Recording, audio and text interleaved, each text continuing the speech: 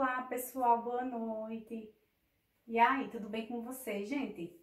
Sejam todos bem-vindos, né, a mais uma aula. Eu espero que vocês tenham gostado da nossa primeira aula de saúde da criança. E hoje será a nossa segunda aula, né? É a continuação da primeira, na realidade. Na aula passada, né, nós vimos a questão de classificação do RN, né, vimos os cuidados imediatos e imediatos. E hoje nós vamos falar sobre o exame físico do RN, que o exame físico do RN, ele é um cuidado, porém é um cuidado mediato, certo? Que nós vimos os cuidados imediatos, que são aqueles que devem ser realizados logo após o nascimento do bebê, né, do RN, e os cuidados mediatos são aqueles que eles podem ser realizados posteriormente, né, ao nascimento, até 24 horas, 48 horas, certo? No caso, o exame físico do RN, ele é um cuidado que ele deve ser realizado em até 24 horas, né? É o mais indicado, que em até 24 horas após o nascimento do bebê, esse exame seja feito, tá?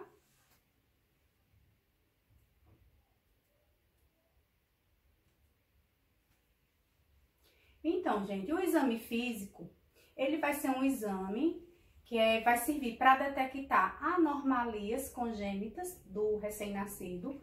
O que seria anomalias congênitas, né? Então, são anormalidades que aquela criança vai nascer com ela, certo? Então, quando vocês ouvirem a palavra congênita, vocês lembrem que quer dizer nascer com ela. Então, são anormalidades que aquela criança nasce com aquele probleminha, certo? Então, no exame físico, vai ser possível detectar essas anormalidades e possivelmente tratar, né, quando se tem tratamento para algumas, tá? Deixa eu apagar essa mensagem que apareceu aqui. Pronto. Serve para descobrir a presença de anormalidades congênitas e determinar o estado de saúde do bebê. Foi o que eu acabei de falar. O exame físico deve ser completo, céfalo-caudal, né? Isso eu falei para vocês na aula passada. Vocês lembram que eu iniciei falando um pouquinho sobre o exame físico, né? Eu só não entrei nos detalhes. E eu falei para vocês que esse exame ele teria que ser céfalo-caudal. O que é isso? Céfalo, cabeça. Então, tem que começar da cabeça até os membros inferiores.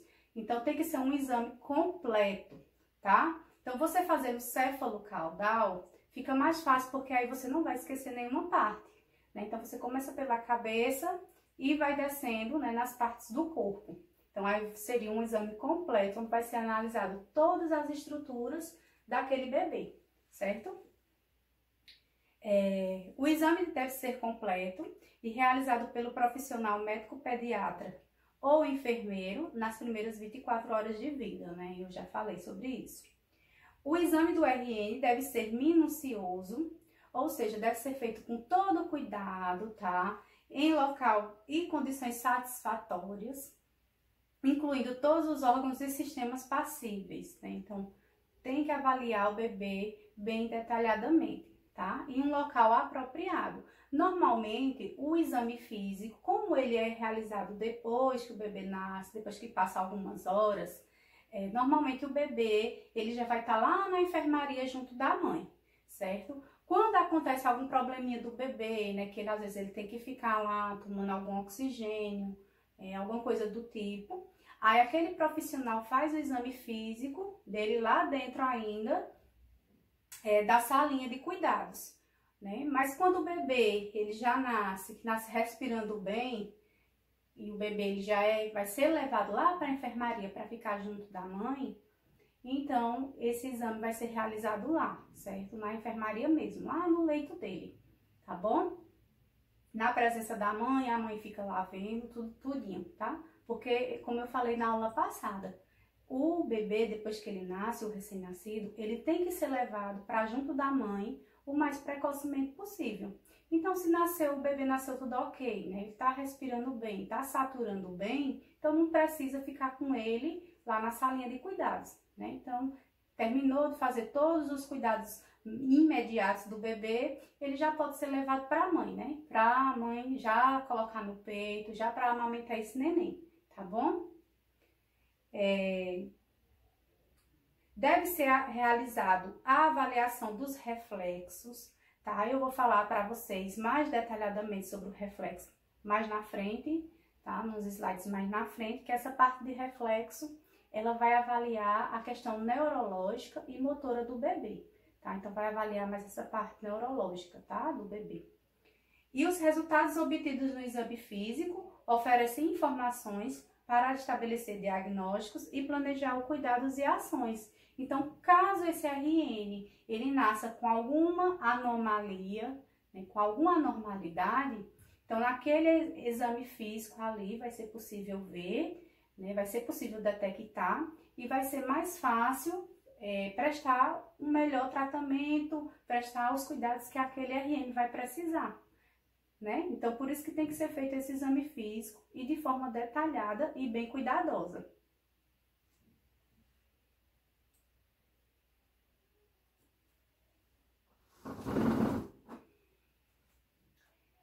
O exame começa com uma série de medições que inclui peso, comprimento e circunferência da cabeça. Gente, essa parte de peso, comprimento e circunferência, a gente faz isso nos cuidados imediatos. Então, normalmente essa parte de medida antropométrica, tá? Que é essa partezinha, quando a gente colhe esse tipo de dados, se chama medidas antropométricas. Então, normalmente são realizados lá na salinha de cuidados antes de levar o bebê para a mãe. Então, normalmente é feito aí nessa hora. Porém, existem ainda algumas instituições que não faz essas medidas nesse horário. E essas medidas ela só vai ser feita pelo profissional quando ele for realizar o exame físico, tá? Mas assim, normalmente não é dessa forma que acontece. Normalmente é lá nos cuidados imediatos. Mas eu coloquei para vocês essa parte também porque existem algumas instituições que ainda fazem dessa forma. Então é importante que vocês saibam disso. E também tem aqueles profissionais que mesmo tendo em mãos ali já as medidas, tudo certinho, ele vai fazer novamente como se fosse conferir, né? Como se fosse fazer conferir, ver se realmente aqueles dados estão corretos. Então, às vezes, aquele profissional, na hora do exame físico, ele vai repetir esse procedimento, né? De retirar as medidas antropométricas do recém-nascido, tá? Então, nesse caso, vai ser feito a pesagem do bebê, vai ser medido o comprimento ou estatura, tá? Então, para RN, para bebê, a gente fala ou comprimento ou estatura. A gente não fala altura. A altura é só em crianças maiores de 2 anos. E circunferência da cabeça, né? Que é o perímetro cefálico, tá, gente?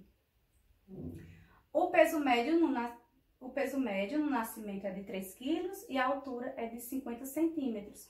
Então, assim, o peso médio do bebê, normalmente os bebês, eles nascem até 50 quilos, geralmente, perdão, minha gente, até 3 quilos, né? Normalmente é 3 quilos e pouquinho.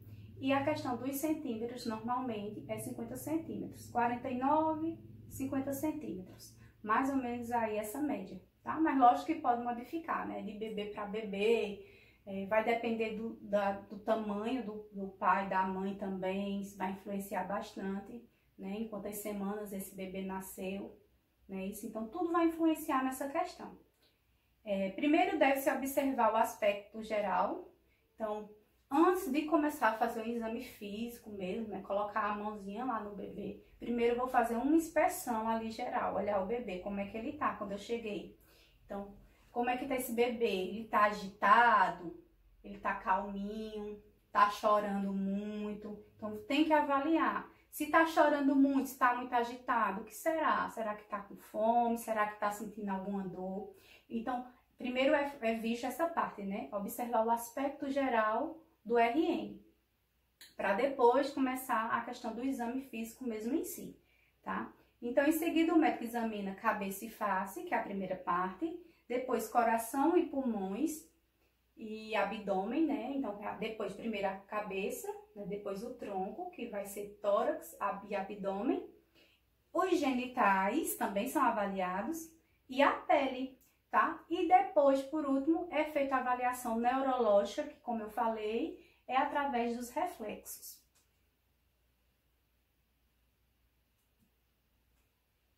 Então, os profissionais examinam o recém-nascido para detectar a presença de anomalias, né? Então, aqui é um resumão do que seria o exame físico do RN. E algumas normalidades ocorrem durante o parto. Outras anomalias podem ser causadas por um defeito congênito. Então, gente, olha, essas anormalidades que acontecem às vezes no bebê, do bebê nascer, o que é que pode acontecer? Pode ser que seja algum probleminha, vamos dizer, congênito mesmo, ou seja, algum problema de saúde do bebê, que o bebê nasceu doentinho de alguma coisa, né, tem algum tipo de doença, ou então pode ser, como está dizendo, alguma anormalidade que ocorre durante o parto. Então, existem algumas anormalidades que vai ser causada por conta daquele processo de parto, principalmente quando é um parto normal, né? Então, que o bebê vai ter toda aquela descida, né? Então, tem toda aquela dificuldade, vamos dizer assim, para ser expulso, né? Então, tem a questão da passagem pelo canal vaginal ali. Então, durante aquela passagem pelo canal vaginal, durante aquela descida daquele bebê para ele nascer, pode ser que aconteça algum probleminha e que ele nasça com alguma anormalidade. Mas quando acontece de ter esse tipo de anormalidade, que é causado pelo processo de parto, geralmente volta ao normal, tá? Com alguns dias. Aí eu vou mostrar para vocês quais são as anormalidades que são possíveis por isso, né? Pelo caso, no caso, pelo processo de parto, né? O processo de parto é quem está causando aquela anormalidade. Aí eu vou mostrar para vocês uns exemplos daqui a pouquinho. Bom, então primeiro o exame físico ele deve começar pela cabeça, como eu falei para vocês. Então, antes da gente começar, né, falando o que é que vai ver, a gente precisa lembrar do crânio, certo? Eu acho que quem já teve aula de anatomia pode ser que lembre que o crânio, né, muita gente pensa que o crânio é um osso só, certo? Porém não é. O crânio ele tem vários ossos. Aí eu trouxe os 6 principais, que é os que vão interessar para a gente saber aqui, para vocês entenderem o que eu quero explicar no próximo slide, né? Então, o crânio, ele não é um osso só, né? Ele tem vários ossos que são unidos pelas suturas, que a gente chama suturas, a união dos ossos. Os 6 principais, que é os que interessam para a gente, são um frontal, então o crânio vai estar dividido por um frontal, no caso, toda essa parte aqui da gente, da testa, até mais ou menos a metadezinha aqui da cabeça, onde a gente coloca a tiara. Pronto, daqui desse local até essa parte da testa, nós temos o osso frontal do crânio, certo? Nós vamos ter um osso occipital, ó, um frontal, que é esse que eu falei da frente. Nós vamos ter um occipital. Esse occipital é o nosso ossinho lá da nuca. Então, essa parte da nuca aqui atrás, a gente vai ter um osso, que o nome dele é osso occipital, tá? Então, lembre, frontal, que vem de frente, e occipital, que vai ser a parte de trás, né, da nuca. Nós vamos ter 2 ossos parietais. Então, como eu disse a vocês, o frontal ele vai vir até mais ou menos aqui, essa região. Então, se o frontal veio até aqui, aí tem essa restante de trás, né? Por quê? Porque o occipital é só lá no finalzinho da nossa cabeça, já ali perto, né, da nuquinha mesmo. Então, toda essa parte do comecinho daqui, né, depois do frontal, essa parte todinha para trás vão ser os parietais. Aí vão ser 2. Por quê? Porque é como se fosse um de um lado e um do outro, tá? É como se o crânio ele fosse dividido ao meio pela sutura sagital, então é como se o crânio fosse dividido ao meio e ficasse, né, um osso parietal e outro osso parietal. Então, nós vamos ter 2 ossos parietais. E nós vamos ter também 2 ossos temporais. Então, esses ossos temporais também vão ficar de um lado e do outro. Nessa região baixa, aqui, ó, gente, perto da orelha, certo? Então, vai ficar um nessa parte e o outro nessa parte, tá bom? Então, lembrando, frontal, testa e essa parte inicial da cabeça. Depois vai vir os 2 parietais, um de um lado e um do outro. Os temporais, que vão ficar nessa parte mais baixa do nosso crânio. E o occipital, que fica lá no finalzinho na nuca, certo? Então, são esses 6 ossos principais. Existem mais? Existe, mas eu quero que vocês entendam primeiro esses aqui, que é o que interessa. Aí eu trouxe os desenhos para mostrar para vocês, ó. Essa parte em azul todinha é o osso frontal, aqui de lado na lateral, né, de perfil. Essa parte verde são os parietais, então vai ser o parietal de um lado e do outro lado lá vai ter o outro parietal, porque no meio aqui vai ter uma sutura, certo? Que essa sutura é o que divide um osso do outro, que é a sutura sagital, no caso. E aqui essa parte em rosa, vocês estão vendo aqui, que é como se fosse essa parte do lado, aqui perto da orelha. Essa parte em rosa é o que vai ser os temporais. Aí tem de um lado e tem do outro. E essa parte em roxinho aqui é a parte de trás mesmo, que é o osso occipital. Então, são esses 6 ossos do crânio. Pronto, por que eu queria que vocês vissem isso? Porque nós vamos falar de fontanelas. No crânio, existem 2 fontanelas. Aí vocês vão dizer, professor, e o que diabo é fontanela? Então, gente, eu não sei se vocês já ouviram falar naquela palavra que o pessoal sempre fala quando o bebezinho é recém-nascido, né? Que a gente põe a mão na cabecinha e sente. Geralmente a gente presta muita atenção na que tem aqui na frente. O povo fala em muleira, né? Vocês já ouviram falar, né? Toda vez que vocês ouvirem a palavra muleira, né? No termo técnico, o termo certinho da gente da área da saúde falar, quer dizer fontanelas, certo?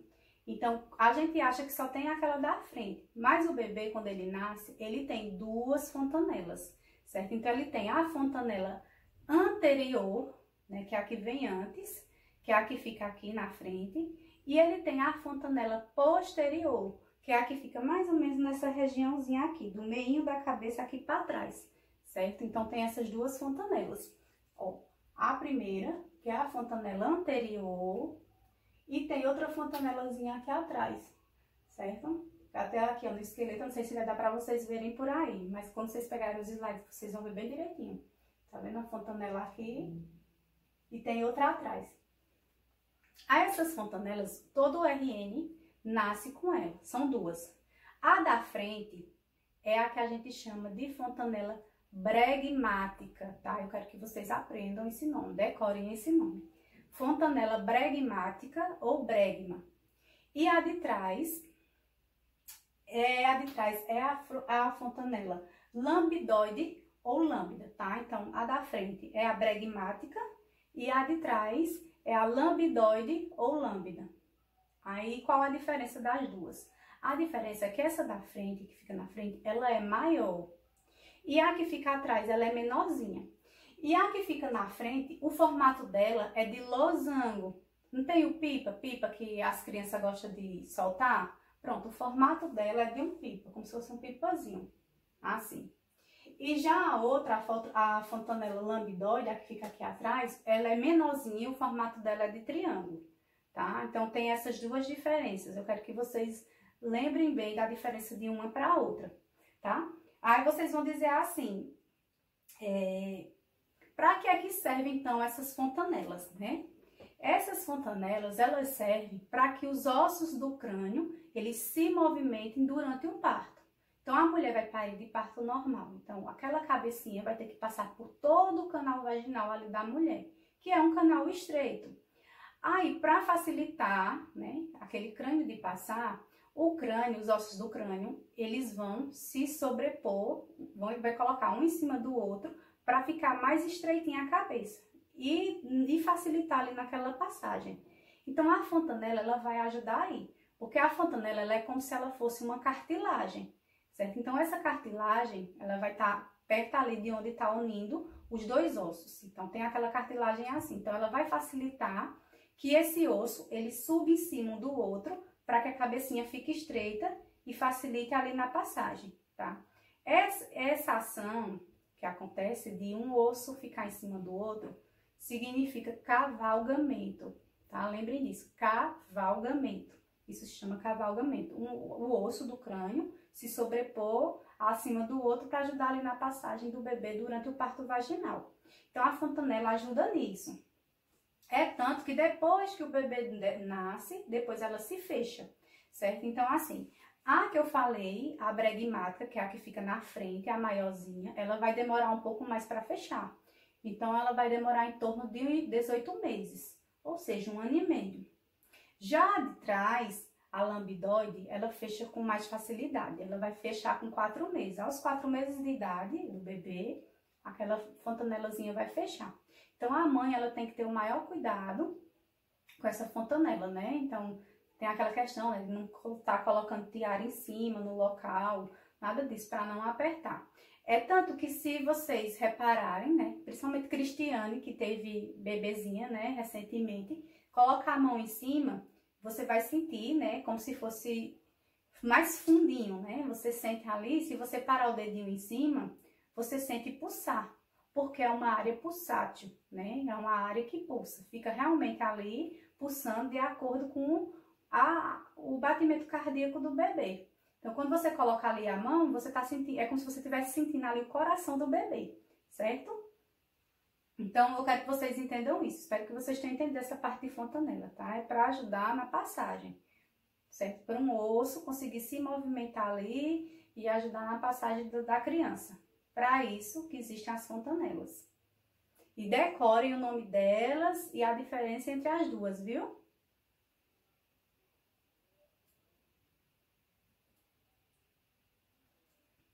Pronto, a fontanela, ela é pulsátil, como eu acabei de falar, né? Tem um pulsozinho, acompanhando o ritmo cardíaco. Então, vai ser o batimento do bebê. Se o batimento do bebê estiver acelerado, você vai sentir o pulso bem mais rapidinho. Se tiver mais normal, mais lento, você vai sentir mais lento. Vai ser de acordo com o batimento do coração mesmo. É flexível, torna-se abaulada ao choro, né? O que é abaulamento? É como se fosse uma ondinha. Por exemplo, a fontanela, ela não é reta, né? Quando você passa a mão na cabeça, que você sente a fontanela, ela é como se ela fosse um pouquinho mais funda, né? Você toca assim, você sente aquele buraquinho, vamos dizer assim. Quando a criança, ela chora, essa fontanela, ela abaula. Ou seja, ela é como se criasse uma ondinha ali. Aí você passa a mão e você sente aquela ondinha, certo? Mas só quando a criança tá chorando. Então, quando o profissional, ele vai fazer o exame físico, ele vai tocar naquelas fontanelas, tanto na fontanela bregmática quanto na lambidoide. Vai tocar, vai ver o pulso, vai ver como ela tá, aquela fontanela, certo? Por quê? Porque dependendo de como esteja essa fontanela, se ela estiver anormal, ela vai mostrar que existe algum problema ali. Como assim, professora? Por exemplo, como eu coloquei assim, quando ela está deprimida, pode indicar desidratação. Quando ela está muito funda, se você passar a mão e você sentir aquela fontanela muito funda, aquela coisa bem afundada mesmo, então quer dizer que aquela criança ela está desidratada. E se ela tiver muito abaulada, certo? Tiver com aquela onda muito grande, sem o bebê estar chorando, certo? O bebê chorando é normal, porém, se o bebê não estiver chorando, e você passar a mão ali, você sentir aquele abaulamento, então também tem algo errado aí, não é pra tá. Ou se a fontanela estiver tensa, o que é tensa? Ela estiver dura, você tocar e ela tiver aquela coisa dura, porque a fontanela ela é para ser palpável, você pegar e sentir ela molinha. Então se ela estiver dura ou abaulada, aí também tem coisa errada, tá? Aí tá dizendo que indica que pode ser que a criança esteja com meningite, que é uma doença muito séria e muito grave. Pode ser que a criança esteja com hipertensão intracraniana, né? Que é quando se o líquido que a gente tem, o líquido, né, do cérebro ali, aquele líquido que fica todo ali molhando o cérebro, vamos dizer assim, quando ela está em grande quantidade. Então, quando isso acontece, se tiver em grande quantidade, vai encher e chegar na fontanela, aí a fontanela vai subir. Aí por isso que vai aparecer essa ondinha, certo? Então, indica isso. Então, por isso que no exame físico tem que ser avaliada essas fontanelas desse bebê. E tem uma observação, tá? Que nesses dois casos, a fontanela perde a principal característica, que é a de ser pulsátil. Então, se a criança tiver com algum problema desses, né? Alguma anomalia dessas que eu falei, que a fontanela tá mostrando, se você tocar, você também não vai sentir o pulso dela, tá? Então, vai perder esse pulso, né? Essa característica de pulsar. Ainda sobre o crânio, né? Ali a gente estava falando só sobre fontanelas, agora a gente vai falar do crânio de forma geral. O formato do crânio é para ser ovoide, né? Formatinho de ovo, redondinho. O crânio normal, a criança é para nascer com um crânio redondinho. Então, se aparecer algo diferente disso, então é porque aí tem alguma anormalidade, certo? Então, assim, como eu falei para vocês, né? Que os ossos do crânio, eles são unidos por membranas e para facilitar o parto, ela se molda ao canal vaginal, como eu expliquei para vocês. Aqueles ossinhos, eles vão se movimentar para poder facilitar ali a saída dele, tá? Então, pode acontecer que durante esse momento, durante o parto, né, durante essa passagem, aconteça alguma deformidade nesses ossos.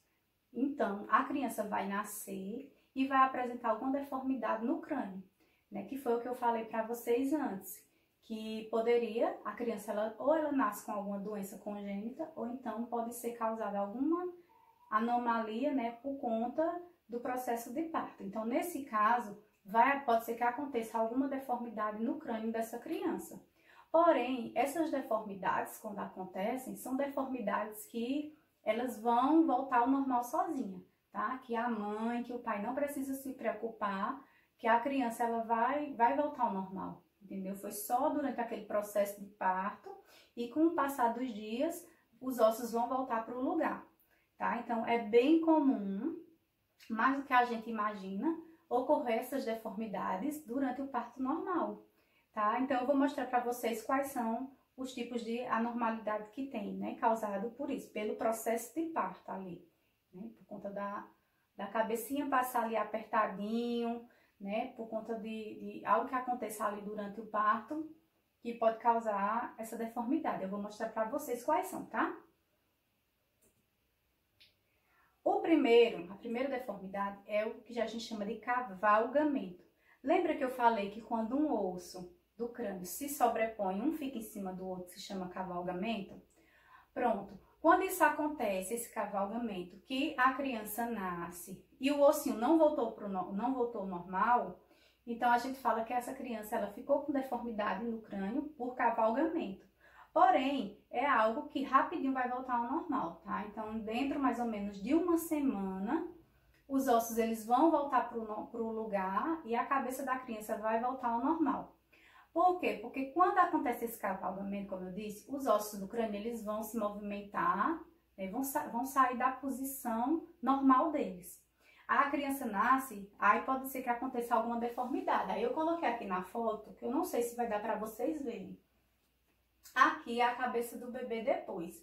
Quando o bebê nasceu, a cabecinha dele aqui, essa parte dá pra ver que aqui ficou tipo um buraquinho aqui atrás, certo? O osso ficou bem pra cima aqui, pontudinho, e aqui ficou tipo um buraco. Então, provavelmente, é que esse osso aqui parietal, ele tá em cima desse outro osso parietal. Então, provavelmente foi isso que aconteceu, né? Que aqui é o osso parietal, então, o desse lado direito ficou por cima do lado esquerdo. Então, por isso que deu essa impressão de que um lado é mais alto do que o outro. Ficou tipo um buraquinho, ficou torta a cabeça na realidade, tá? Então, aqui eu tô mostrando como é que acontece no processo lá de parto, dentro do canal de parto, tá vendo? A cabeça da criança fica bem espremidinha para passar ali no canal vaginal. Então, ó, como fica a cabeça, o crânio. Aí, como os ossos do crânio da criança são, além de serem molinhos, ainda tem essas fontanelas, essas membranas para ajudar, aí acontece o cavalgamento, tá? Então, mas não é toda criança que vai nascer assim, gente, só são algumas, porque às vezes acontece o cavalgamento e no momento que a criança nasce, já vai voltando, já volta o normal, né? Porém, algumas ficam ainda, vai passar cerca de uma semana para normalizar. Então, dá aquele aspecto de cabeça torta. Tá? Então, se chama cavalgamento. Lembrem, a cabecinha que fica torta, aí é cavalgamento. Aí nós temos um outro tipo de deformidade, que é a bossa serossanguínea, certo? Então, o que é isso? Que ali, durante o trabalho de parto, né? Durante o processo de parto, ali na passagem do canal vaginal, a cabecinha daquele bebê ficou muito apertadinha, apertou. Aí, digamos que essa mãe, ela demorou muito para ter esse bebê, né? Passou muitas horas e o bebê ficou naquela posição lá no canal apertadinho por muitas horas. Então formou-se essa bolsa, a cabeça foi espremida, né? Aí vazou líquidos da cabecinha do bebê, alguns vasinhos foram rompidos e vazou sangue também. Então esse líquido ali foi juntando, e a cabecinha espremida, espremeu tanto que se formou isso aqui, que é o que a gente chama de bolsa, tá? Então é como quando a cabeça ela fica bem espremida, a cabeça, o crânio fica bem estreitinho e fininho indo para trás, certo? Então foi porque ele ficou muito tempo ali no canal vaginal, durante o parto. Então são para aquelas mães que às vezes demoram muito, entendeu? Para ganhar o bebê. Aí apertou tanto, ó, que a cabeça espremeu e ficou bem fininha. Tá vendo aqui na foto, ó, também?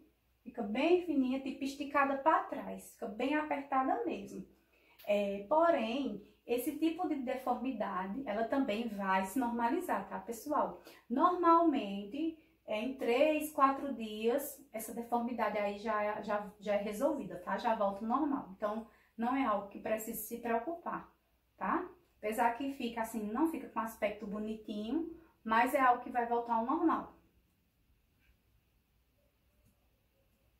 E nós temos a terceira deformidade, que é a céfalo-hematoma. Ela é um pouco parecida com a bolsa serossanguínea, porém, a diferença dessa céfalo-hematoma é que ela é bem localizada, né? A outra, a da bolsa, como eu falei, espreme a cabeça do bebê e fica aquele negocinho para trás, puxadinho. A cabeça fica bem fininha, esticadinha.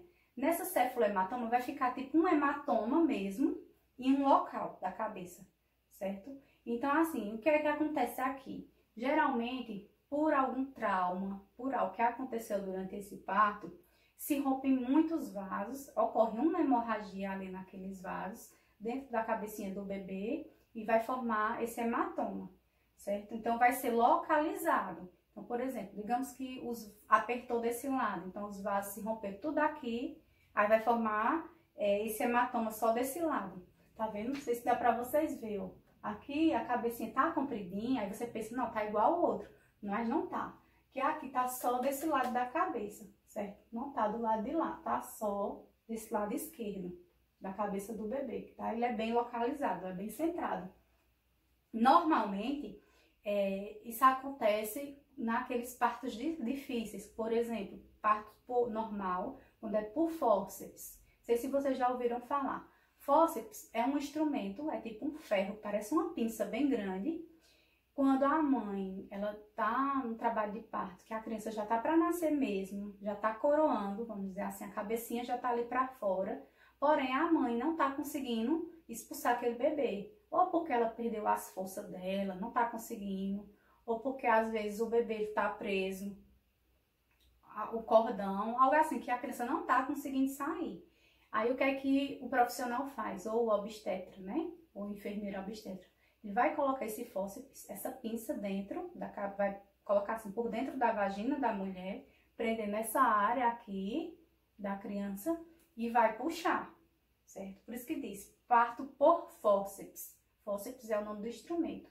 Coloca aquele fórceps lá dentro e puxa a criança. Então, é um procedimento traumático para a criança, né? Para a mãe também. Às vezes machuca muito a mãe. E para a criança também, às vezes pode machucar. Então, é bem comum acontecer esse céfalo-hematoma nesses casos, tá? Então, quando vai puxar, machuca ali, se rompe um monte de vasinho da cabeça do bebê e vai formar um hematoma, tá? Porém, esse hematoma aqui, ele também vai se normalizar, tá? Vai levar algumas semanas para se normalizar, tá? Ele demora um pouco mais do que a bolsa. A bolsa se normaliza bem mais rápido, mas esse aqui também ele se normaliza. Raramente, já aconteceu, mas é muito raro a criança ficar com essa deformidade na cabeça, tá? Então aqui é um exemplo, ó, o bebezinho antes e depois voltou ao normal, tá vendo? Que é o mesmo bebê, antes como ele estava, quando ele nasceu, e depois voltou ao normal. Normalmente volta, sim, à normalidade.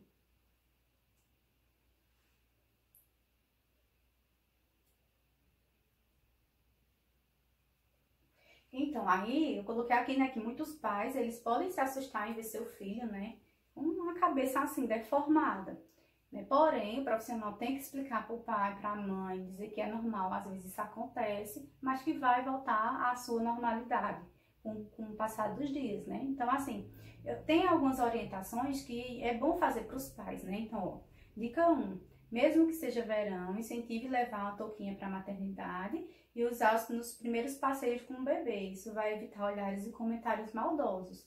Porque como vai ficar com essa deformidade, então para evitar, né, que as pessoas fiquem olhando, fiquem achando que a criança é doente, que a criança tem alguma doença, então você conversa, fala para o pai, então leva uma touquinha, coloca a touquinha na cabeça do bebê, né? Porque é uma forma de disfarçar, assim, as pessoas não verem, né? Para evitar mesmo comentários e olhares, né? Porque ninguém quer ver uma pessoa olhando para o seu filho de forma diferente, né? Como se estivesse dizendo que seu filho tem alguma coisa. Então, é uma orientação que, como profissional, você pode dar aos pais quando isso acontece. E também tem a questão de modificar frequentemente a posição do bebê no berço. Isso ajuda a moldar a cabecinha rapidamente. Então, nada de deixar o bebê em uma posição só, dormir sempre de um lado só, não. Incentiva o pai, orienta o pai e a mãe a estar mudando a posição do bebê, né? Quando eles colocarem no berço. Coloca no berço para dormir de um jeito. Quando o bebê acordar, for colocar de novo para dormir, já bota em outra posição, porque vai ajudar a moldar, tá? Porque é aquilo que eu mostrei para vocês, né?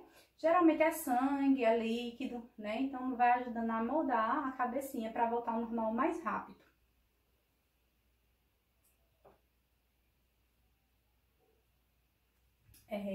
Sobre a cabeça, nós ainda temos outras deformidades. Já essas aqui que eu vou falar são deformidades, né, que a criança é uma doença congênita, ou seja, a criança já nasce com essa doença. Então, que eu falei até também na aula passada, eu citei um pouquinho, né, que foi sobre a hidrocefalia e a microcefalia.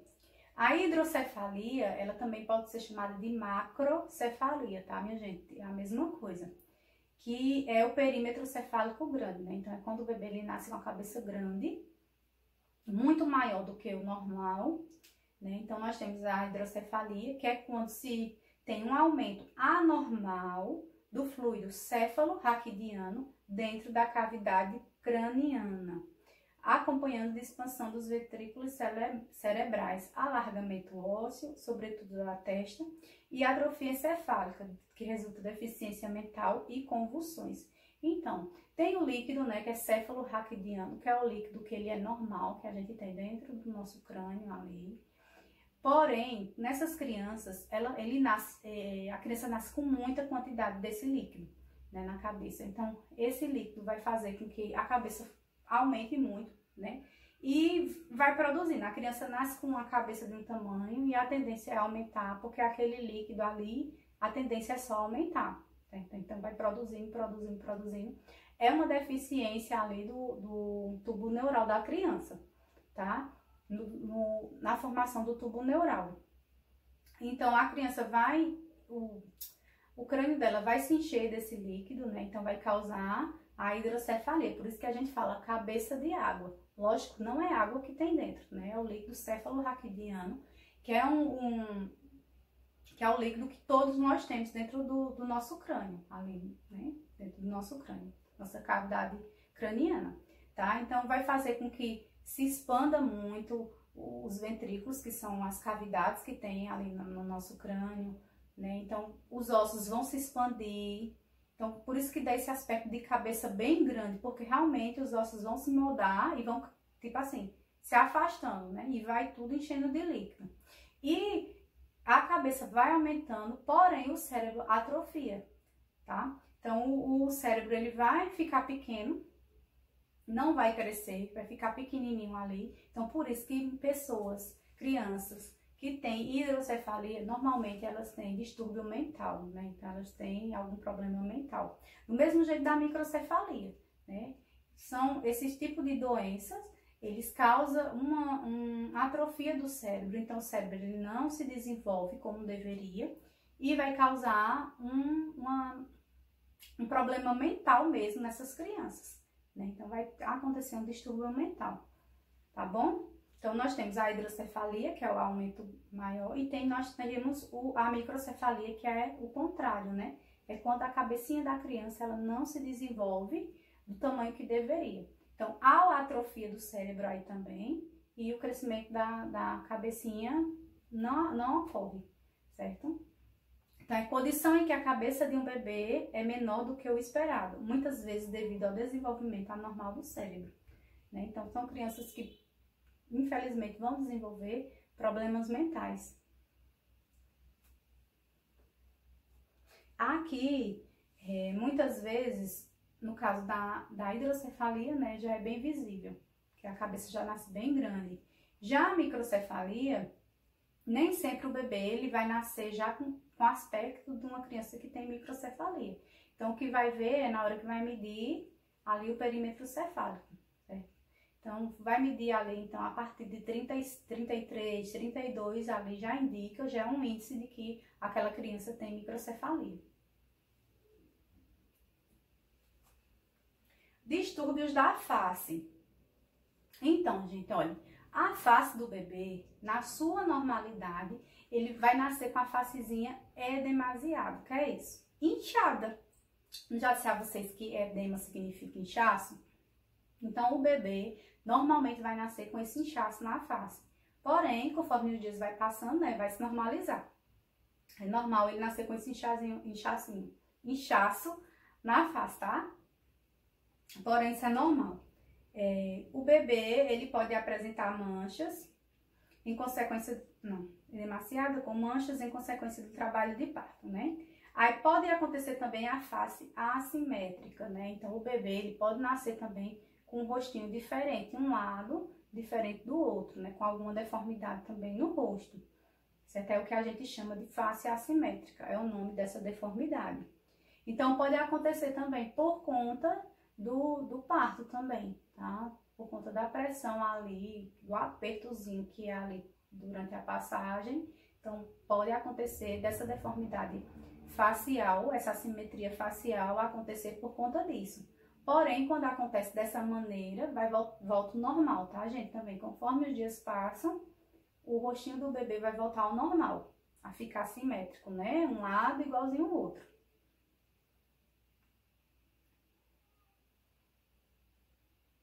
E nós temos também um outro tipo que a gente vê, né, que é bem comum, é milho facial ou sebáceo, que chama, né?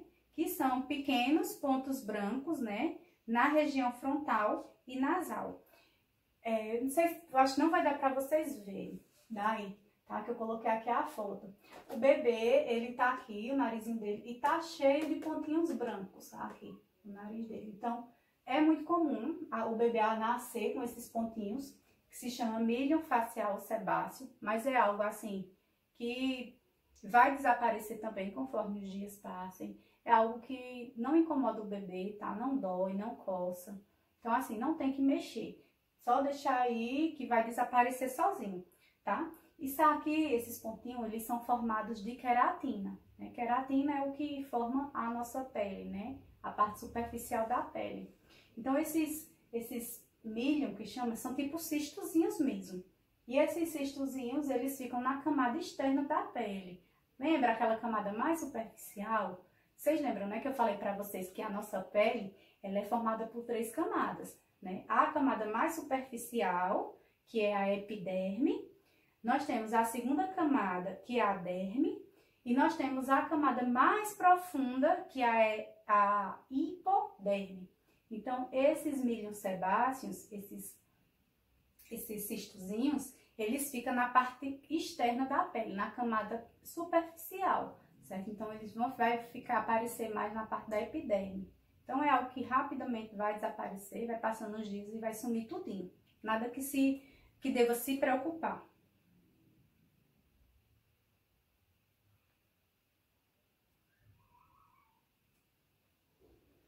E nos olhos, né, vai se verificar a simetria do olho, né, ver se um olhinho é igualzinho ao outro, ver se não tem secreção ali no olho que possa indicar uma conjuntivite, né, que como eu falei para vocês, que é feito, né, já é feito o tratamento lá nos cuidados imediatos, né, do bebê, né, feito com nitrato de prata, é colocado 1 a 2 gotinhas em cada olho, justamente para prevenir conjuntivite por gonorreia ou por clamídia, né? Então, porém, às vezes o bebê, ele nasce e pode ser que apresente alguma secreção, né? Então, tem que observar se o bebê tá tendo alguma secreçãozinha ali no olho.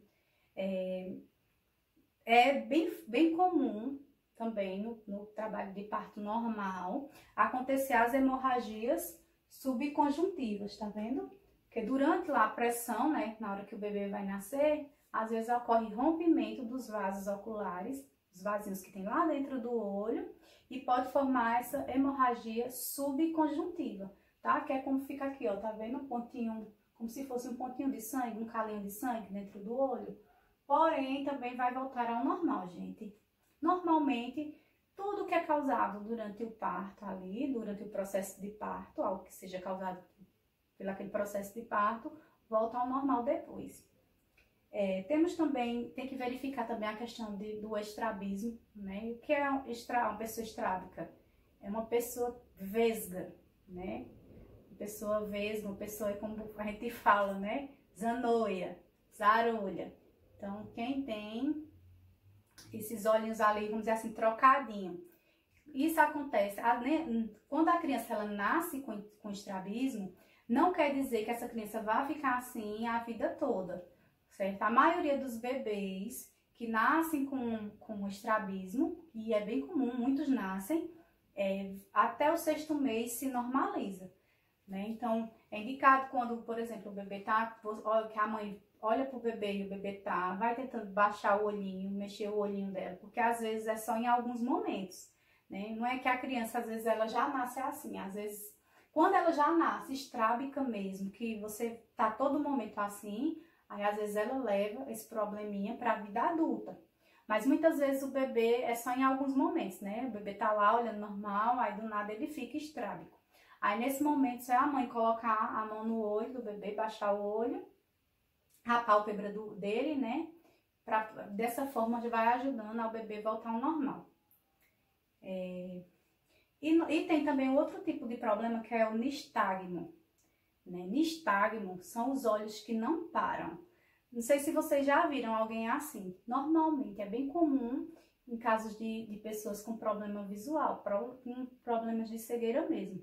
Então o olho daquela pessoa não para, fica só em movimento. Ficou para lá e para cá. Não sei se vocês já viram alguém assim, com aquele olho virando para um lado e para o outro.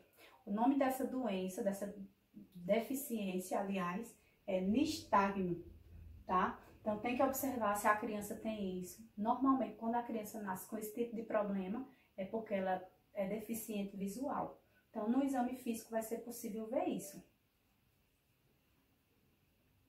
É comum em casos de cegueira. E nas orelhas, gente, o que é que tem que observar?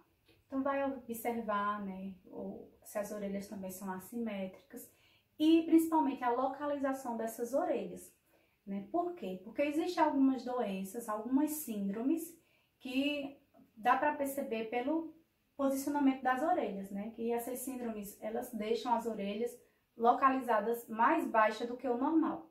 Então, nossa orelha normalmente fica aqui nessa região, e essas pessoas que têm essas síndromes, a orelha ela é um pouco mais baixa, né? Já pertinho aqui da parte da mandíbula. Então, ela fica bem próxima aqui da mandíbula do pescoço. Igual eu coloquei aqui na foto, ó, para vocês verem, né? Que a orelha ó, desse neném aqui tá bem embaixo, né? Ela era para ser posicionada mais para cima, né? Do mesmo jeito esse aqui também, ó, a orelha, você vê. Ela é bem baixinha. Tá? E um exemplo de uma síndrome é a síndrome de Noonan, tá? Tá vendo aqui que eu coloquei síndrome de Noonan? É essa doença aqui, é essa síndrome aqui, tá? Então, crianças que nascem com esse tipo de síndrome são crianças que provavelmente também têm algum problema cardíaco, tá? Eles nascem com cardiopatias congênitas. Então, quando nascem com essa síndrome, eles vão apresentar ou uma doença cardíaca, podem apresentar algum tipo de deformidade na face também, tá? E são crianças também que vão ter baixa estatura, tá? Então elas não vão conseguir crescer muito, tá? Então o nome dessa doença tá aqui, tá? Síndrome de Noonan.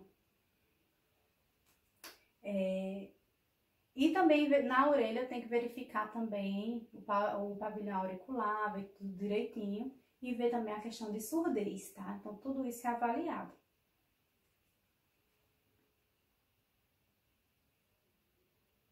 Essa parte também da orelha ser baixinha também, em alguns casos, quando a criança também já nasce com problema de surdez, às vezes a localização da orelha também é assim, baixinha, tá, gente? Então, são várias doenças, várias síndromes que causam esse posicionamento das orelhas. Nariz. E o que é que vai observar no nariz, né? Então, vai observar se tem presença de secreção também. Se tiver muita secreção, tem que aspirar aquele bebê ainda. Porque muitas vezes é feita a aspiração lá no cuidado imediato, porém depois ainda a criança fica soltando muita secreção. Então, quer dizer que ela ainda está com bastante secreção. E às vezes é necessário aspirar novamente.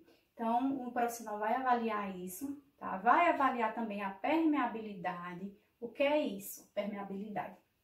O fluxo de ar. Né? Tá entrando ar nesse narizinho desse bebê. Esse bebê tá conseguindo respirar normalmente.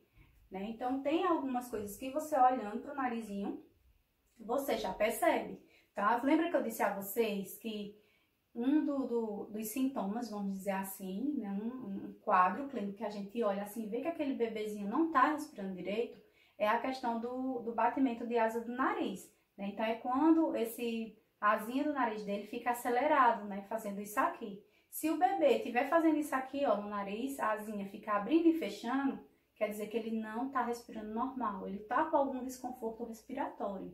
Então, é observado isso, né? É observar também a expansão da narina, né? Se fica o nariz também aberto, assim, bem abertão, também significa que o padrão respiratório também não tá bom.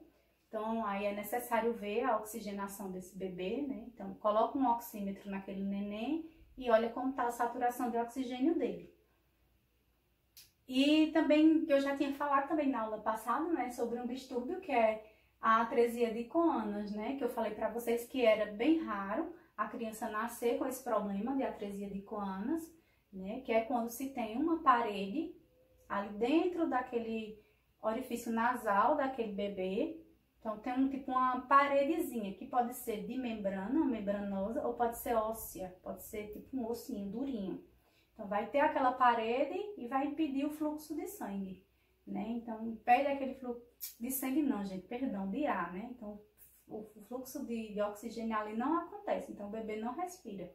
Porém, aqui não tem nem como ver, porque a atresia de Coanas a gente já verifica, já vê nos cuidados imediatos, né? Então, porque o bebê não vai estar respirando ali, então o bebê tem que ser geralmente entubado, porque senão ele vai vir a óbito, porque ele não está respirando.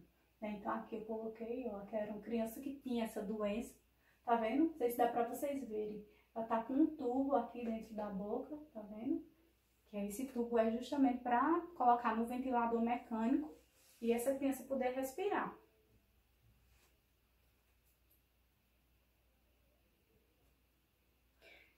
No pescoço, deve-se observar, né, presença de massa, olhar se os gângliozinhos estão elevados, né, presença de bócio, tudo isso é avaliado no pescoço. É importante lembrar que o pescoço do bebê normalmente é curtinho, tá? Não é pescoço longo, é um pescoço curtinho, tem mobilidade, né, o bebê mexe o pescoço, tá? E a questão de sustentação de pescoço, ele só vai começar a sustentar o pescocinho a partir do 3º mês de idade.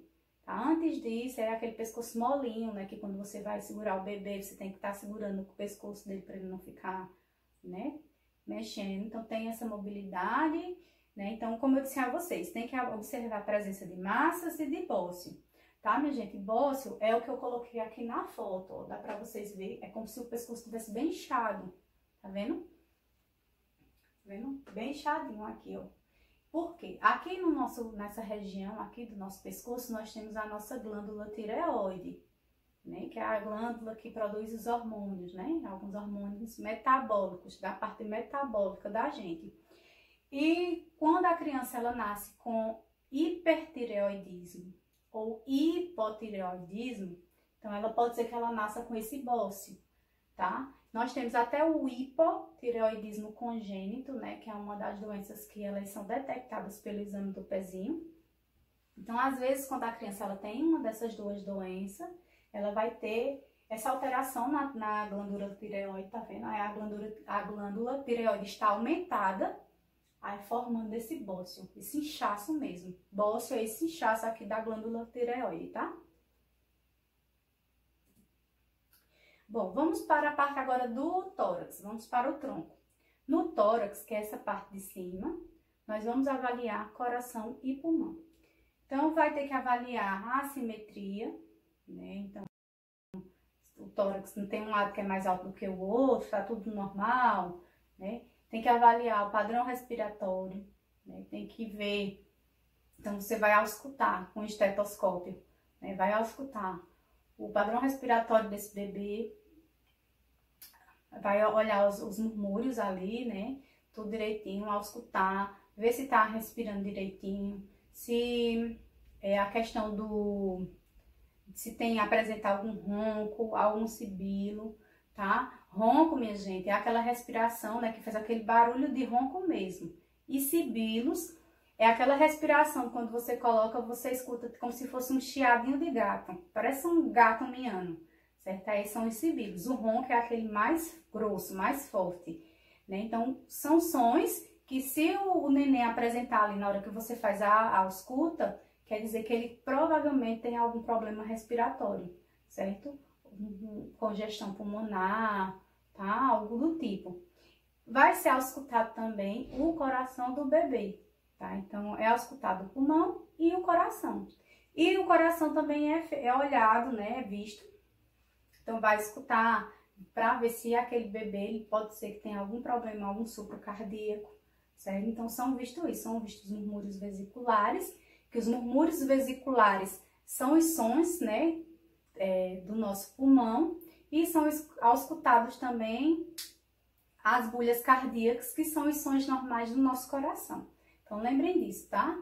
Murmúrios vesiculares são os sons do nosso pulmão, quando são normais, e as bulhas cardíacas são os sons do nosso coração, né, do batimento cardíaco normal. Então, tudo isso é auscultado.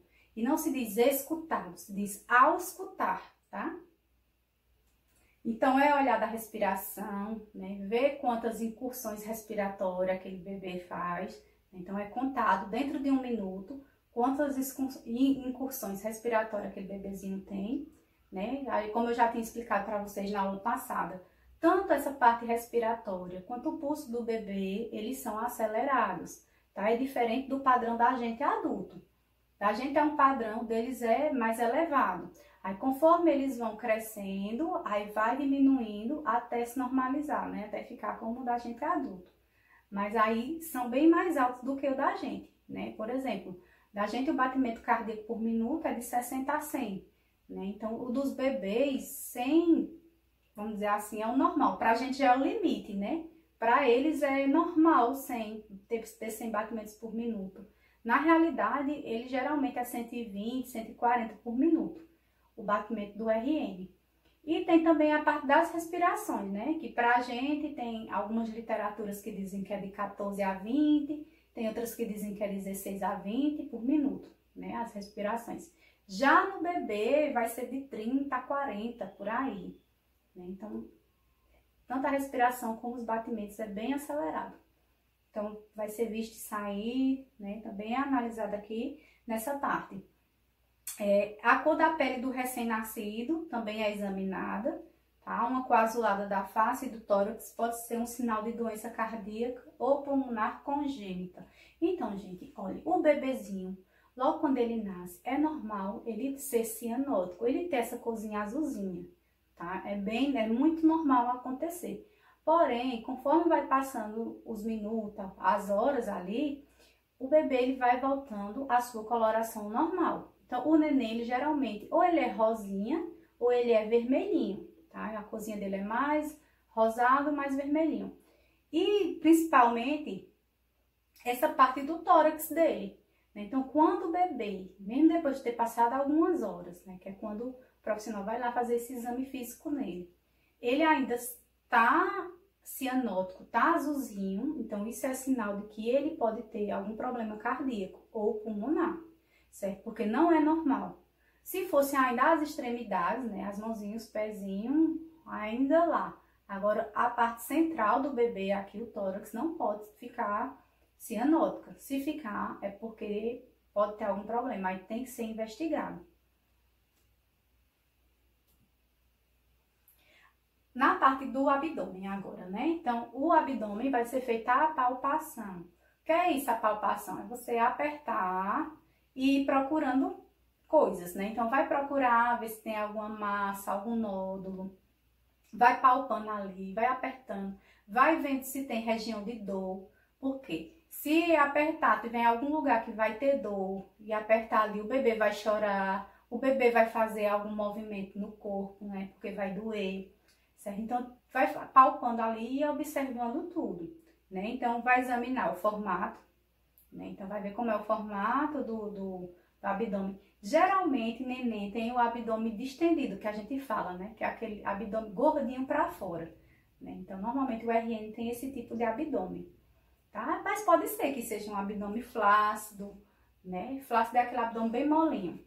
Plano é o abdômen reto. E escavado. Escavado é aquele abdômen que é para dentro, tá? Então, não é para ser escavado, né? Normalmente, quando o abdômen do bebê está escavado, está para dentro, é porque aquele bebê ali, ele está com problema respiratório, tá? Por quê? Porque quando ele está puxando o ar para conseguir respirar, toda essa parte aqui muscular vai ser trabalhada. Então, o músculo do abdômen, o músculo aqui nas costelas, em região das costelas ali, vai fazer esses movimentos, né, intercostais, as costelas vão ficar se abrindo, o peitinho vai ficar subindo e descendo, e também do mesmo jeito o tórax, né, então, o abdômen, né, também você pode ver o abdômen também retraindo também, tá? Então, tem que prestar atenção nisso. Então, vai avaliar os órgãos como rins, fígado e baço, né, então vai fazer a palpação ali, né, ver se o bebê não sente dor, ver se não está aumentado, porque dependendo, tiver aumentado, se o neném tiver um problema no fígado, por exemplo, tiver alguma hepatite, algo do tipo, né, como eu disse, tem algumas doenças que passam de mãe para filho, então vai ser visto aí. Observar a presença de hérnia umbilical, né, também é muito comum alguns bebês nascerem com hérnia umbilical. Porém, o bebê ele vai estar ali com um cordão umbilical, né? Então, vai ser bem difícil detectar, porque ele ainda vai estar com cordão, tá? Mas aí, quando você verificar, pode ser que você veja que em volta ali do cordão umbilical vai ter algum abaulamento também. Então, já pode ficar ali ligado, preocupado, né? Se tiver, que pode ser que seja uma hérnia. E observar o coto umbilical, né? Também. Observa o coto umbilical, né, que é a parte do cordão ali que foi cortado, né? Aproveita para orientar a mãe, né, sobre a limpeza, porque tem que fazer essa limpeza, né, com álcool 70, para poder evitar, prevenir infecção ali do coto umbilical, como também vai ajudar a secar mais rápido esse umbigo e cair mais rápido, tá? Então, o álcool, ele é primordial, né, para fazer essa limpeza. Então, procura isso, procura sinais de infecção, tudo no coto. Pronto. Depois de avaliar a parte do abdômen, vamos para os genitais, certo? Então, vai avaliar genitais, né? Então, a vagina ou o pênis, dependendo do sexo, e também avaliar do ânus também, tá? Então, o profissional ele vai fazer uma inspeção ali daqueles genitais e ver se não tem nenhum problema, nenhum distúrbiozinho, nenhuma anomalia. Tá? Então, assim, vamos começar falando do menino. O menino vai ter lá o pênisinho dele, é para ter o pênis e para ter o saquinho escrotal embaixo com os 2 testículos, certo? Então, vai ter que ser avaliado. Então, vai olhar como tá ali o pênis da criança e vai pegar e palpar ali o testículo para ver se os dois, no saquinho escrotal, para ver se os 2 testículos estão lá. Por quê? Porque o bebê, quando o bebê está se formando o aparelho genital, o menino, os testículos dele são formados na região abdominal, tá, minha gente? Então, não confunda, testículo não é o saquinho, tá? O saco se chama saco escrotal, pênis, saco escrotal, e dentro do saco escrotal ficam os dois testículos, que são os dois ovinhos, as duas bolinhas. Então, esses testículos, eles, quando a criança está em formação, eles são no abdômen, são formados no abdômen. Depois, conforme a idade gestacional da criança vai aumentando ali na barriga da mãe, aí aqueles testículos, eles descem e vão lá para o saco escrotal, certo? Porém, pode acontecer de não descer, tá? A criança nascer, o bebê nascer e o saco e os testículos não ter descido para o saco. Tanto os dois quanto um. É mais normal, quando isso acontece, apenas um dos dois não descer, né? Um desce e o outro fica ainda na parte abdominal. Porém, quando isso acontece, pessoal, não precisa se preocupar, porque tem até 6 meses para esse testículo voltar ao normal, né? Depois que a criança nasce. Então, passa 6 meses, o testículo não nasceu, aí sim é preciso fazer uma cirurgia para poder colocar o testículo no lugar. Mas é muito raro isso acontecer. Normalmente o testículo, ele, mesmo que a criança nasça, né, com o testículo no abdômen, vai descer. E o nome dessa anomalia, quando isso acontece, é isso aqui, ó, criptorquídea, né? Então, o bebê, ele vai nascer sem os testículos, ou então o testículo vai estar lá na área abdominal, tá? Se chama criptorquídea. E nós temos também um outro tipo de alteração, é a fimose fisiológica, né? A fimose fisiológica, ela é muito comum no RM, muito comum mesmo.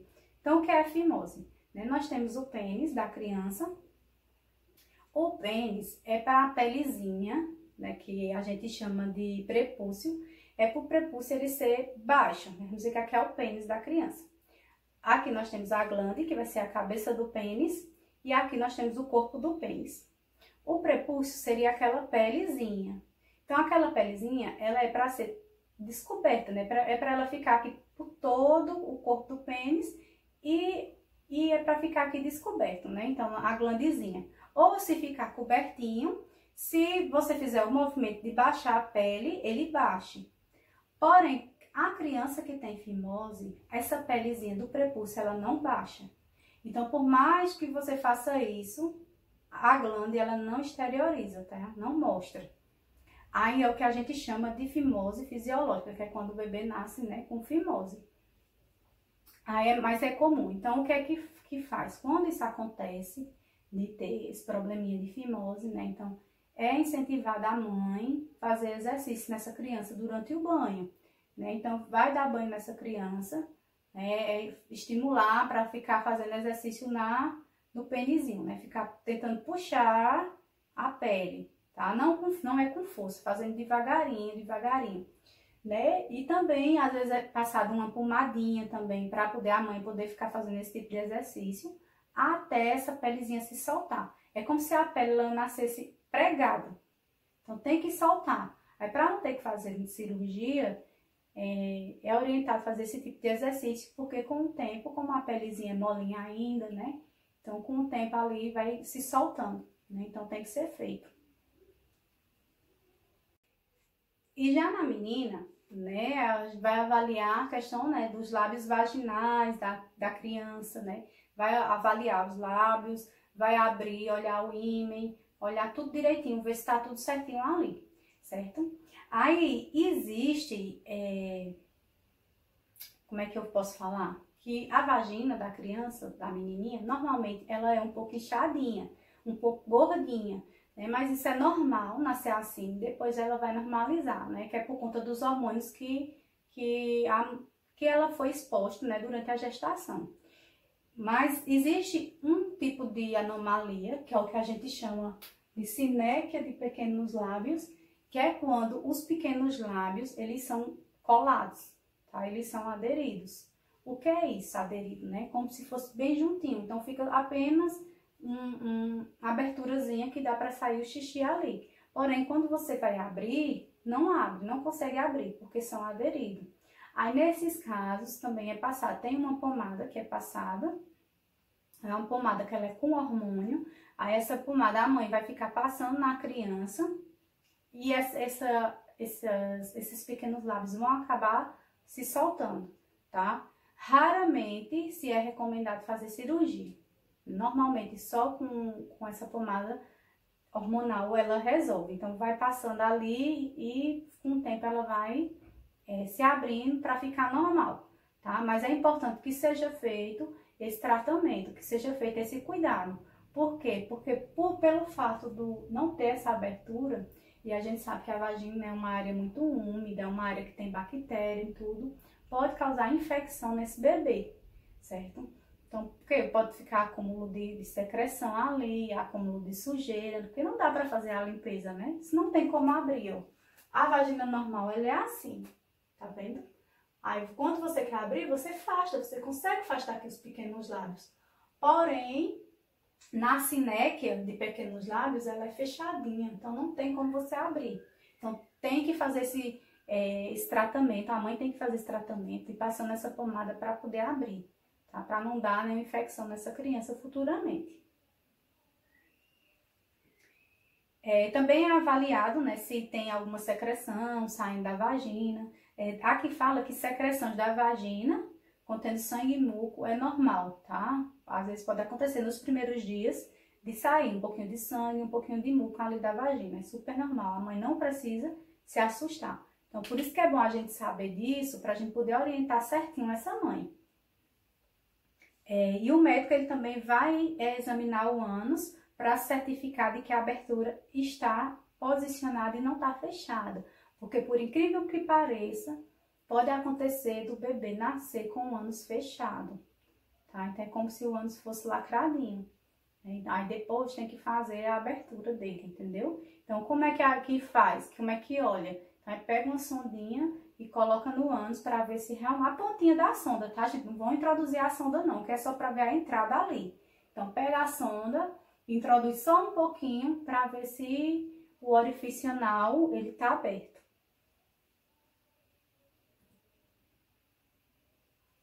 Pronto, aí agora a gente vai para a parte da coluna vertebral e membros, né? Então, o profissional, ele vai examinar os membros, que são os membros superiores e os membros inferiores do bebê. Então, vai avaliar a flexibilidade, a mobilidade. O bebê tá conseguindo mexer as mãozinhas, tá conseguindo mexer as perninhas, né? Então, mexe, vai mexer as perninhas, as mãozinhas do bebê, né? Vai, vamos dizer assim, pega as perninhas, vai juntando para próximo do abdômen, como se estivesse fazendo um exercíciozinho na criança, para ver se o bebê vai chorar ou não, né? Porque às vezes pode acontecer também de ter uma fratura, tá? Às vezes acontece de se fraturar um osso do bebê durante o parto, né? Então, se houve uma fratura, né? Quando o profissional tá ali manipulando aquele bebê, ele vai chorar, ele vai fazer careta, né? Então, é feito toda a manipulação ali do bebê, né? Tem que mexer as perninhas para um lado, para o outro, as mãozinhas também, os bracinhos,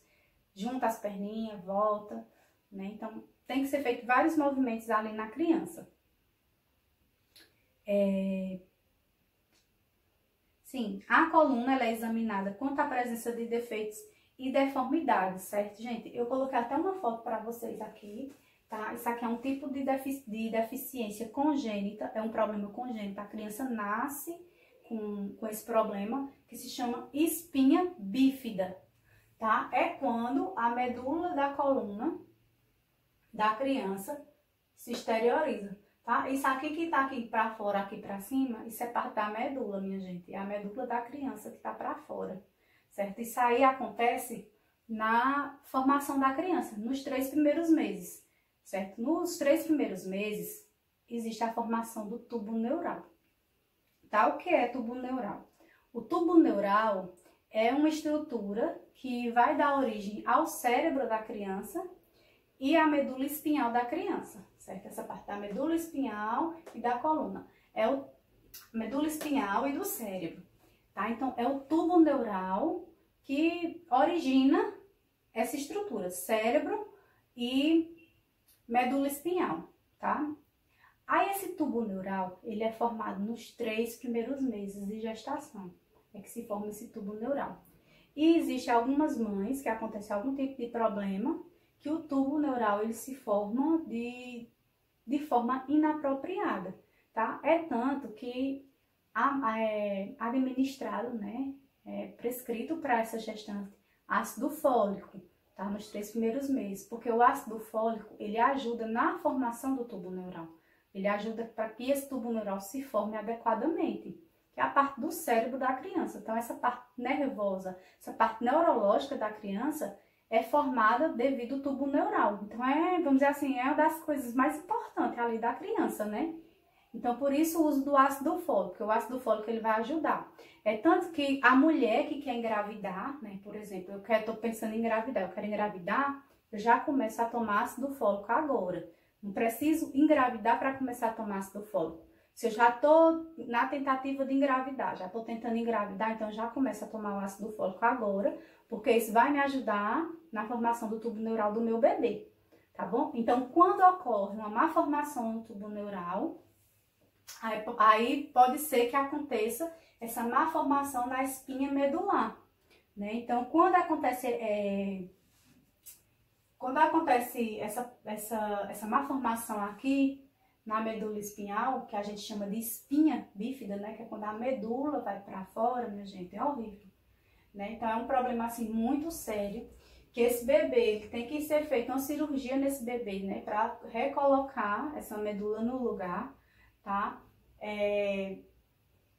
Aí você vai dizer, mas a medula não é para ser comprida? É porque a medula ela está dentro aqui. Aqui é tipo uma membrana, tá vendo? É uma membrana que está envolvendo a medula, tá, minha gente? Isso aqui, não é que a medula é essas bolas aqui. Isso aqui são as membranas, a medula está por dentro, tá?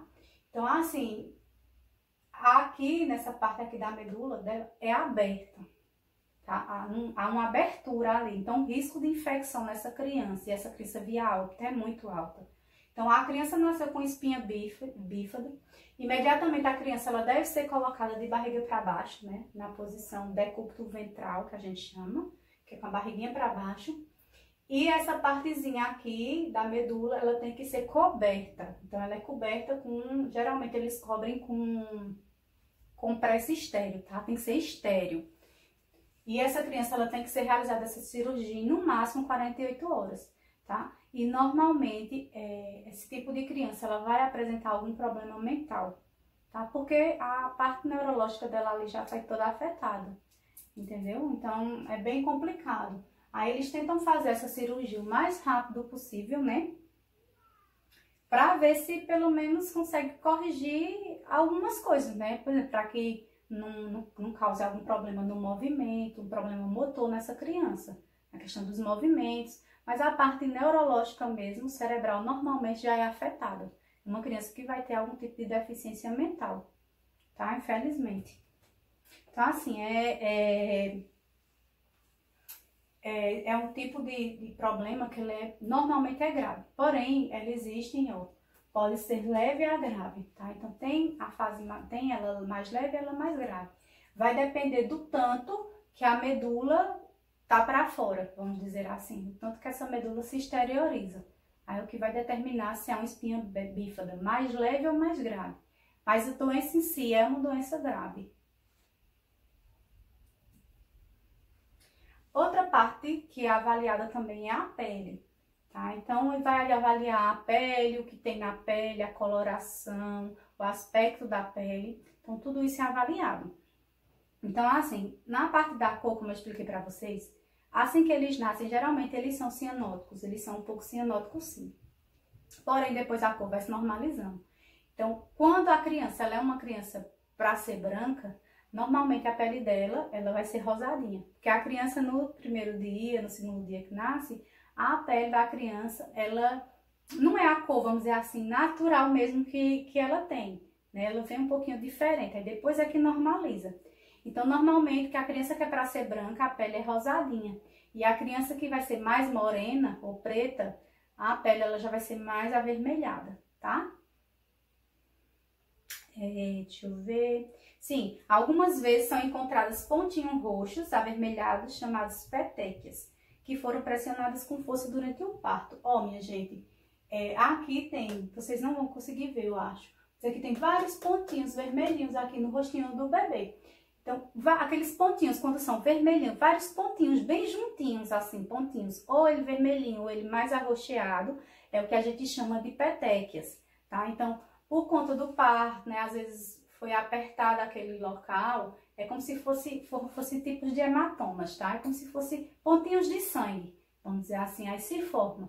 Mas é normal acontecer no bebê e desaparece depois, tá? Só não é normal se for em grande quantidade. Aí, se for em grande quantidade, pode ser que aquele bebê ele tenha algum tipo de doença. Porém, se for em um local específico, se for pouco, não tem problema, tá? Então, petequias são vários pontinhos que são bem juntinhos, coladinhos, na cor avermelhado para o roxo, tá? Tem também a descamação fisiológica, muito comum acontecer isso no bebê, então não é algo para se preocupar. Geralmente são nos abdômen, mãos e pés, pode nascer no rostinho também, na face do bebê, tá? A descamaçãozinha. Então é muito comum isso aqui acontecer, não precisa o pai e a mãe não precisa se preocupar, né? Só hidratar bastante a pele do bebê, usar hidratantes que não tenha cheiro, tá? Que não tenha perfume, que não tenha muito produto químico, tá? E tem os produtos que são específicos para bebê, para hidratar a pele desse bebê. Tem também uma erupção cutânea, né, que ela é chamada de eritema tóxico, que é o que, ó, vocês estão vendo aqui, que às vezes acontece essa erupção, acontece 24 horas após o parto, tá? Então, o bebê nasceu, um dia depois ele pode começar a apresentar isso aqui. Então, a pele ela vai ficando toda vermelhinha e cheia de pontinhos, como se fossem carocinhos brancos. Aí é o que a gente chama de eritema tóxico, tá? Então, assim, os pontinhos parecem espinha, sabe? Que é bem branquinha, assim. Porém, também é algo que, assim, não causa coceira, não causa dor no bebê, não incomoda o bebê, tá? É só mais o aspecto mesmo. Mas, no bebê mesmo, ele não vai sentir nada. Não vai sentir incômodo nenhum. E vai desaparecer, tá? Desaparece entre 7 a 14 dias. Então, de 1 a 2 semanas ali, vai desaparecer. Sobre a pele também, como eu já tinha falado também na aula passada sobre o vernix caseoso, que eu falei para vocês que é aquela secreção branca, que parece gordurenta, gordurosa, aliás, né, que a criança nasce, que às vezes tem gente que fica com nojo, mas isso é bem comum, o bebê nascer com aquilo ali. Se o bebê ele nasce no tempo certo, ele vai apresentar vernix caseoso. O bebê que nasce com pouco vernix ou nenhum vernix é aquele bebê que ou passou do tempo de nascer ou é aquele bebê que nasceu prematuro, antes do tempo. Mas o bebê nasceu no tempo certo, ele vai apresentar, tá? Aqui, ó, tá vendo? É como se fosse uma massinha branca, tá? Essa massinha branca, ela protege a pele do bebê, lubrifica a pele do bebê. Vai proteger a pele do bebê, né, de rachadura, porque como eu falei para vocês, o neném ele fica ali dentro da bolsa no líquido amniótico, então o corpo dele tá o tempo todo molhado, né? Então como é pele, né, era para rachar, mas aí esse vernix ele vai formar uma proteção ali, uma película protetora na pele daquele bebê. Então não pode fazer essa remoção desse vernix quando o bebê nasce, tá? Pode tirar apenas ali o excesso. Mas tem que deixar e só vai ser tirado conforme vai dando o banho no bebê, né? O primeiro banho tem que ser dado depois das 6 horas de nascido, não pode antes. E também não pode ficar esfregando o bebê para tirar, né? E sair. Vai dando banho, conforme for dando banho, vai saindo aos poucos. E nós temos também um outro tipo de probleminha, que é a icterícia fisiológica. Icterícia é aquele probleminha que o bebezinho ele fica amarelinho. Tá vendo? Ele fica bem amarelinho, né? Que aí é o problema de excesso de bilirrubina no sangue do bebê, né? Então, por isso que fala, teve o bebê, né? Tem que dar banho de sol nesse bebezinho, de manhã e à tarde. Porque o sol, ele tem vitamina D. E essa vitamina D aí vai ajudar que não ocorra icterícia, tá? Então, quando acontece do bebê ter icterícia, ele tem que fazer um tratamento que a gente chama de fototerapia, que é o mais conhecido como banho de luz, né? O bebezinho tá lá tomando banho de luz, que pra gente que é da saúde tem que dizer o termo técnico correto, né? Que é fototerapia. Então, bota esse bebezinho lá para receber aquela fototerapia, né? E os níveis de bilirrubina voltar ao normal, né? Por quê? Isso acontece, é probleminha, vamos dizer assim, no fígado da criança. Então, por quê? Porque o sistema da criança, como eu já tinha dito, é imaturo. Todos os sistemas daquela criança são imaturos, né? O sistema respiratório, sistema digestório, todo ele é imaturo. Então, por conta de ter essa imaturidade, aí a criança ainda desenvolver, aumentar o nível de bilirrubina, aí é que vai causar mais imaturidade ainda das células hepáticas. Então, as células hepáticas é que vão ficar ainda mais imaturas, aí vai causar esse aspecto amarelo na criança, tá? Aí tem que tratar. Um outro tipo também de, vamos dizer assim, alteração que ocorre na pele é a mancha mongólica, que a gente chama. Mancha mongólica, gente, é essa manchinha escura, normalmente ela é na parte de trás, né, da criança, geralmente na região sacra, né? Essa partezinha aqui, sacra é essa região aqui, tá, minha gente? Acima do bumbum. Então, geralmente é nessa parte sacra e no bumbum. A mancha mongólica que vocês estão vendo aqui, certo? É uma de coloração azulada. Então, conforme a idade do bebê vai passando, ele vai crescendo, essa mancha ela vai diminuindo, né? Vai clareando e conforme os anos vão passando, vai voltando ao normal. Pode levar até 10 anos para essa mancha desaparecer, tá? Então, o nome dessa mancha é mancha mongólica, tá? Lembrem disso. Mas é uma mancha que não causa nada na criança, é só a mancha mesmo, a coloração. E ela é mais comum nas crianças de pele mais escurinha, tá? Então, quanto mais escurinho o bebê, é mais normal acontecer. Acontece em criança mais branca? Acontece.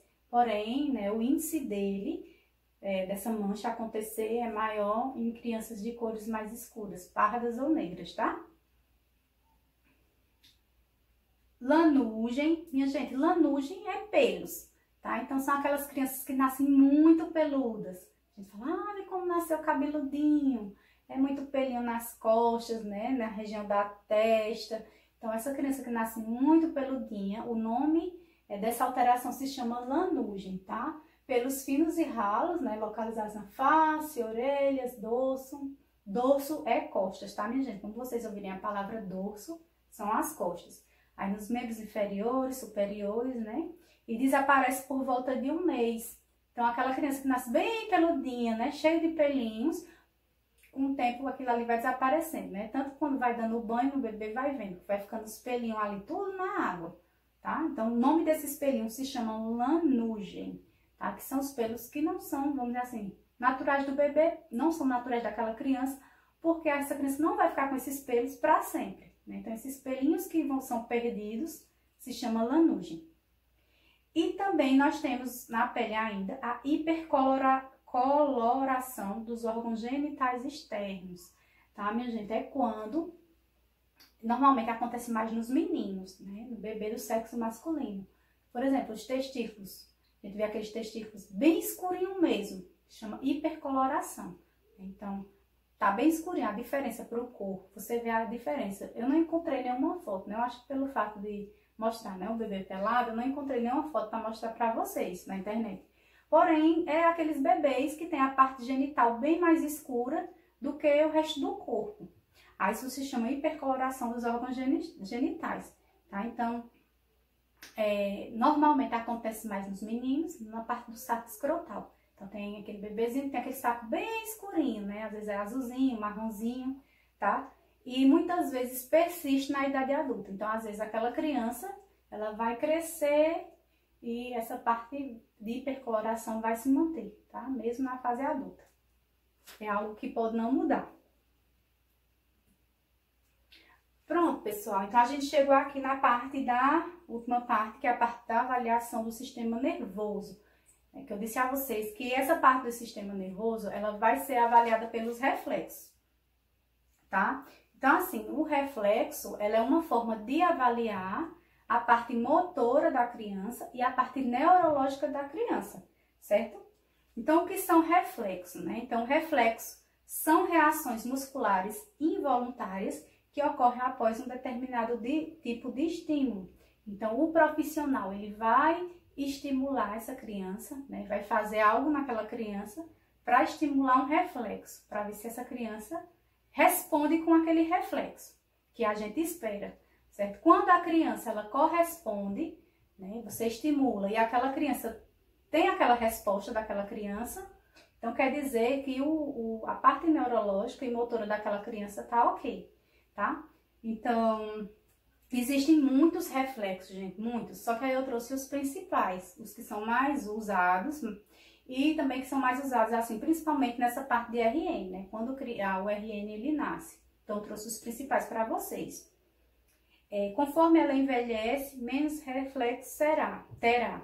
Então, conforme elas vão crescendo, esses reflexos vão diminuindo, tá?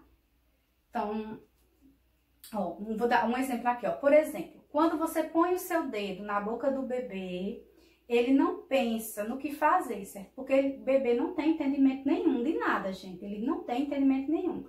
Só que se você colocar o dedo na boca do bebê, ele vai chupar seu dedo, certo? Então, isso é um reflexo dele. Ele não sabe que ele tem que chupar. Porém, o reflexo dele, a parte neurológica dele, diz para ele que ele tem que fazer aquilo, entendeu? Aí ele vai e chupa. Isso é um tipo de reflexo, tá bom? É como se fosse uma resposta já automática do bebê, tá? Como se fosse uma resposta automática.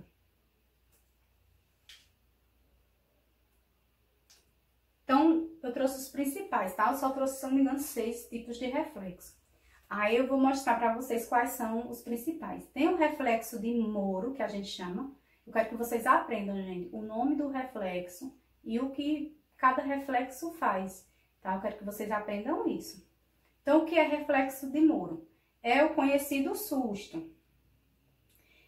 Embora não seja exatamente aquilo que nós chamamos de susto, o reflexo de Moro acontece quando o bebê, diante de um barulho ou de um movimento súbito, estica as pernas, abre os braços com os dedos esticados e fecha-os rapidamente.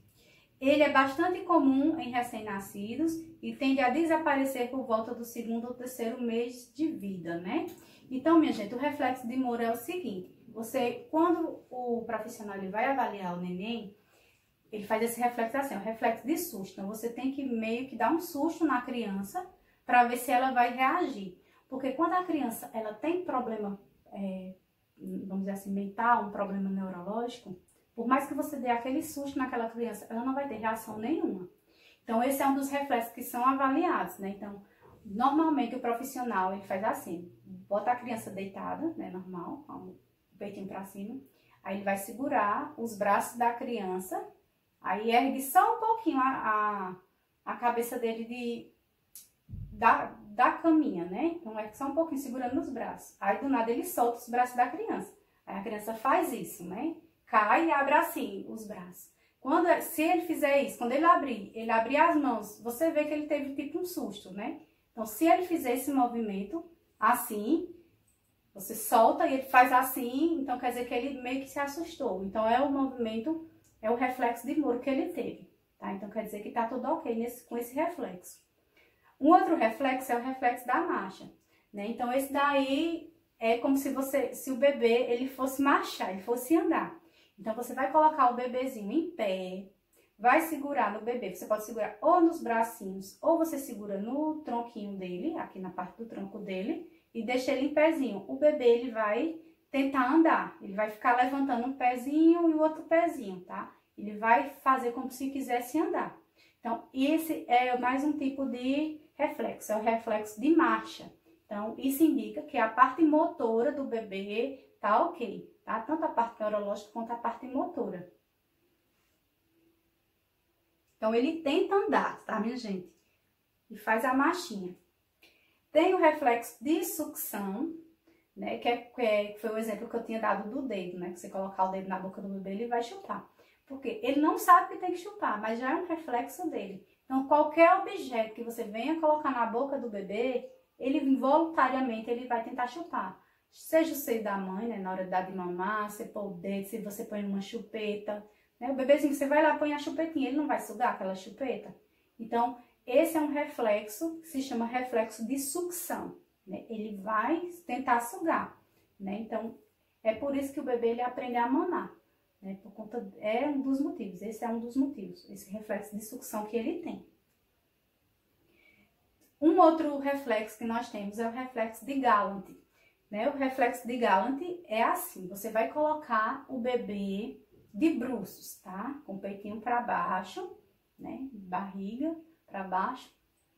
Você coloca o bebê ali, aí você com o dedo ou com algum objeto, você vai passar no dorso, nas costas do bebê. Então, por exemplo, você vai passar do lado direito, aí você vai observar se ele vai virar a cabecinha para o lado que você passou. Então, ele tá deitado, aí você passa aqui, aí do jeito que ele tá deitado aqui, ele vai tentar virar a cabecinha para o lado que você passou, o dedo ou o objeto, porque ele vai estar sentindo algo ali nas costas dele.